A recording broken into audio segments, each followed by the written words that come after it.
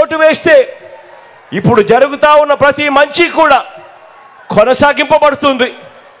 అదే చంద్రబాబుకు పొరపాటున ఓటు వేస్తే పథకాలన్నీ కూడా ఆగిపోతాయి, ప్రజలందరూ కూడా పేదలందరూ కూడా మోసపోతారు అన్నది కూడా చరిత్ర చెప్తా ఉన్న సత్యము అన్నది కూడా ప్రతి ఒక్కరూ కూడా జ్ఞాపకం పెట్టుకోమని కోరుతా ఉన్నా. చంద్రబాబు అంటేనే ఆయన గుణగుణాలు ఎలా ఉంటాయి అంటే, చంద్రబాబు అంటేనే ఎన్నికలకు ముందు ఆయన గంగ, అధికారం దక్కిన తర్వాత మాత్రం ఆయన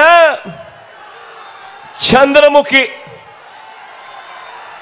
లకలక అంటూ పేదల రక్తాన్ని మాత్రమే తాగే చంద్రముఖి.